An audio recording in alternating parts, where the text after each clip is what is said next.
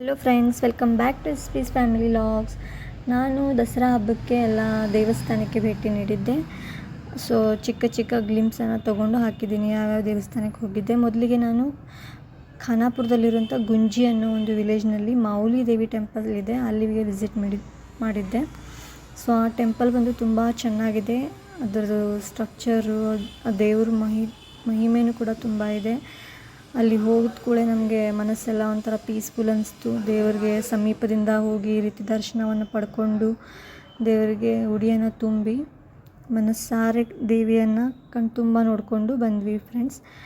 ಈಗ ನೋಡಿ ಯಾವ ರೀತಿ ಚೆನ್ನಾಗಿ ಮಂದಿರವನ್ನು ಕಟ್ಟಿದ್ದಾರೆ. ಸ್ಟ್ರಕ್ಚರ್ ತುಂಬ ಚೆನ್ನಾಗಿದೆ. ಅದಾದಮೇಲೆ ನಾವು ಈ ಟೆಂಪಲ್ ಏನಿದೆಯಲ್ಲ ಬೆಳಗಾವಿಯಿಂದ ಕೇವಲ 43 ಕಿಲೋಮೀಟರ್ ಡಿಸ್ಟೆನ್ಸ್ನಲ್ಲಿ ಇದೆ ಫ್ರೆಂಡ್ಸ್. ಮತ್ತು ಇಲ್ಲಿ ಪ್ರತಿ ವರ್ಷಕ್ಕೆ ದಸರಾ ಹಬ್ಬ ಆದಮೇಲೆ 5 ದಿನಗಳ ಕಾಲ ಜಾತ್ರೆ ಕೂಡ ತುಂಬ ಜೋರಾಗಿ ಅತಿ ಸಂಭ್ರಮದಿಂದ ನಡೆಯುತ್ತದೆ ಫ್ರೆಂಡ್ಸ್.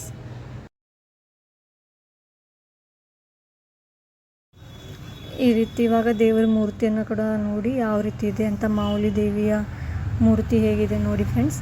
ಇದಾದಮೇಲೆ ನಾವು ನೆಕ್ಸ್ಟ್ ಹೋಗಿದ್ದು ಖಾನಾಪುರದಲ್ಲಿರುವಂಥ ಒಂದು ಖಾನಾಪುರ ತಾಲೂಕಿನಲ್ಲಿರೋದಿದು. ಇಲ್ಲಿ ಒಂದು ಚೌರಾಶಿ ದೇವಿ ಅಂತ ಒಂದು ಟೆಂಪಲ್ ಇತ್ತು. ಆ ಟೆಂಪಲ್ಗೆ ಹೋಗಿ ಅಲ್ಲೂ ಕೂಡ ಚೌರಾಶಿ ದೇವಿಯ ಒಂದು ಆಶೀರ್ವಾದವನ್ನು, ಅಲ್ಲಿ ಅದರ ದರ್ಶನವನ್ನು ಪಡ್ಕೊಂಡು ನಾವು ಆ ಟೆಂಪಲ್ಗೆ ಮತ್ತು ನೆಕ್ಸ್ಟ್ ಬೇರೆ ಟೆಂಪಲ್ಗೆ ಅಂದರೆ ಖಾನಾಪುರದಲ್ಲಿರುವಂಥ ಇನ್ನೊಂದು ಮಹಾಲಕ್ಷ್ಮಿ ಪ್ರಸನ್ನ ಅಂದರೆ ಮಹಾಲಕ್ಷ್ಮಿ ಒಂದು ದೇವರದ ಆ ಟೆಂಪಲ್ಗೆ ಹೋಗಿದ್ವಿ. ಅಲ್ಲೂ ಕೂಡ ಅಂದರೆ ಅದು ಗದ್ದಿಗೆ ಮೇಲೆ ಜಾತ್ರೆ ಇರುತ್ತಲ್ಲ, ಆ ಟೈಮಲ್ಲಿ ಏನು ಈ ಮಹಾಲಕ್ಷ್ಮಿಯ ಮೂರ್ತಿಯನ್ನು ಇಲ್ಲಿ ತಂದಿಡ್ತಾರೆ. ಸೊ ಈ ಟೆಂಪಲ್ಗೂ ಕೂಡ ವಿಸಿಟ್ ನೀಡಿದ್ವಿ. ಈ ರೀತಿಯಾಗಿತ್ತು ಫ್ರೆಂಡ್ಸ್ ಅದು. ಅದಾದಮೇಲೆ ನಾವು ನೆಕ್ಸ್ಟು ಬಂದಿದ್ದು ಖಾನಾಪುರ ಮುಂದ್ಗಡೆ ಸ್ವಲ್ಪ ಇದ್ದಲೊಂಡ್ ಅಂತ ಊರಿದೆ.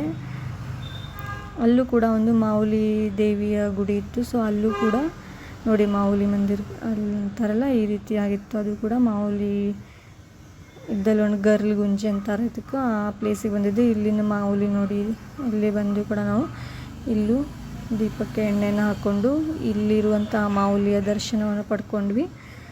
ಸೊ ಈ ರೀತಿ ನಾವು ನಮ್ಮ ದಸರಾ ಹಬ್ಬದ ಒಂದು ದಿನವನ್ನು ಎಲ್ಲ ದೇವಸ್ಥಾನಕ್ಕೆ ಭೇಟಿ ನೀಡಿ ಖುಷಿ ಪಡ್ಕೊಂಡ್ವಿ ಫ್ರೆಂಡ್ಸ್. Thank you for